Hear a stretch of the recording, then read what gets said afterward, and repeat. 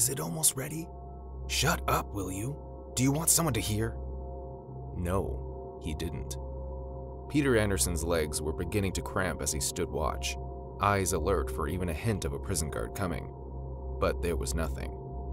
Triggs and Kent were still making some last-minute adjustments to the tunnel. Kent was paranoid that they would get halfway in, too far to crawl back and too shallow to slither out, and the whole thing would collapse, burying them in concrete and rubble. They had been planning this for so long that Peter couldn't believe they were finally doing it. It had been 10 years since he'd been sent to Black Hill Prison, and those years had taught him many things, one of which being that life was not fair, and that he would never leave by himself. It didn't matter how well-behaved you were or not, which was why he had agreed to team up with the others. They'd been carefully digging an escape tunnel for what seemed like forever now. If he had a shot of leaving this horrible place, it was with those two. Suddenly, he froze. "Hide!" he hissed loudly. Triggs and Kent froze. Then everyone scrambled to get into position. The guard was walking down the corridor, whistling something under his breath. Triggs practically threw himself into his bunk and tugged the threadbare blanket over him, covering his muddy boots. Kent crouched in the corner and pulled out a magazine he'd taken from the library earlier, pretending to be absorbed in the pages. Peter, who was the only one not muddied from the tunnel, merely leaned against the wall, arms folded like he was brooding over something. The guard walked past them with a cursory glance in their direction, swinging his truncheon idly as he walked. It was only when his shadow disappeared from the floor that the three men breathed a sigh of relief. "Well, how is it?" Peter whispered. "Is it ready?" "Should be," Triggs said, throwing the blanket away and standing up, stretching. "Tonight, we're finally getting out of this hellhole." Peter hissed as another rough stone dragged over his skin, and blood welled up where the point had dug into his arm. Wriggling through the cramped, dingy tunnel, with nothing but the unflattering view of Kent's backside, was one of the hardest things Peter had ever done. The cold, narrow walls made him feel like he was being squeezed through a tube, and now he understood why Triggs had been so concerned about making sure it was secure. If the tunnel collapsed on them now, they'd be buried alive. "How much further?" he grunted.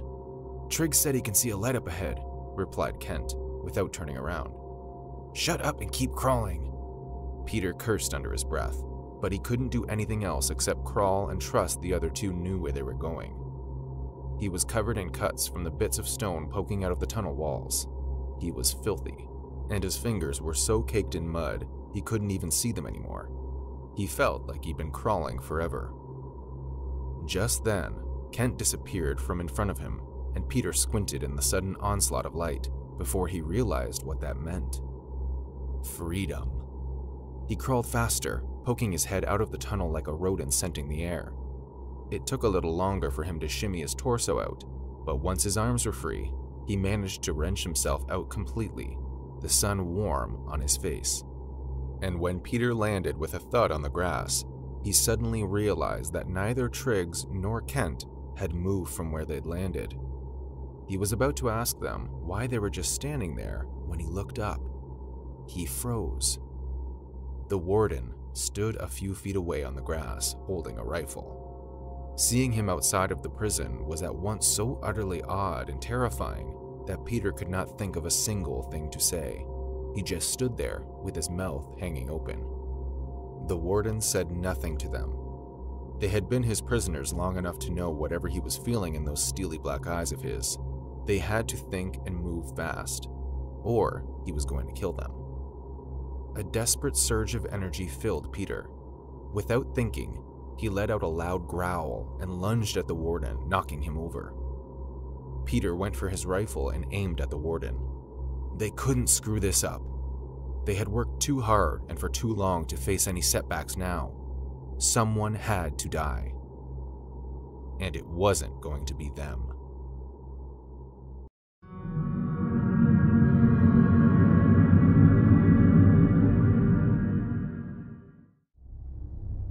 Maisie bit her lip as she looked up and down the halls. She couldn't see any of the orderlies, so she scuttled ahead a little further, feeling like a mouse in a giant maze. In a way, she kind of was.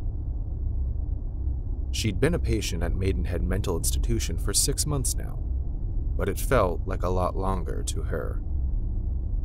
Sometimes she felt like she was in Alice in Wonderland, where nothing made sense and everybody changed the rules. She had learned that the people who were supposed to take care of her could not be trusted, and to get any kind of freedom, like being allowed to bathe alone, she had to lie and tell the doctors what they wanted to hear. But now she'd been here long enough to know how Maidenhead worked. At night, the guard left the keys to the front door on a hook in his office. The guard also had a habit of falling asleep on the job, especially if patients slipped pills into his afternoon coffee when he wasn't looking. So Maisie was prepared to try and get out of there. She didn't know where she'd go once she got out of the mental institution, but it didn't matter. Anywhere was better than here. She let out a breath. She had cleared her floor. Now she just had to sneak down the stairs, get through the first floor, and then steal the key.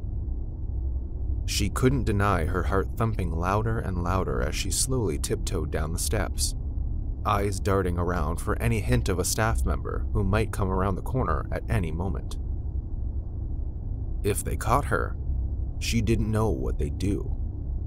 Keep her strapped to her bed for a few days, perhaps. Cut down her meals? Make her take a bath in ice water? Each option seemed more unpleasant than the last. But she had one more huge obstacle to pass, and that was the maximum security wing. She had been warned by doctors and nurses alike not to go near there.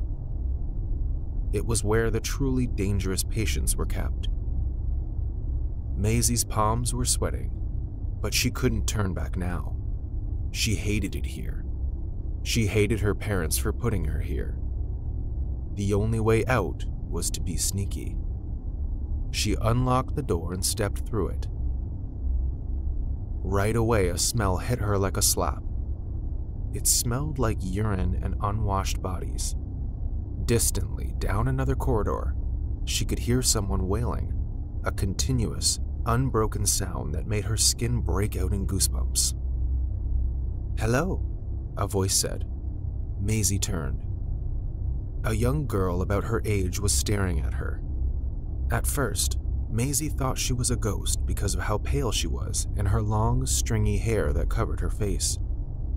But ghosts didn't have shadows. The girl watched her as her head cocked, like a curious animal. "Hello," Maisie said, surprised.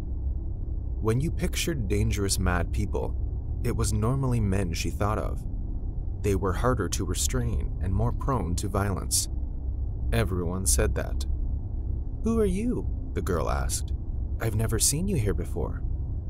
"I'm Maisie, and I'm leaving here," Maisie replied in a whisper, aware that if any of the patients inside their cells started screaming, they'd be caught in moments. "Leave?" the girl asked, staring at Maisie intently. "What do you mean leave? It's dangerous out there."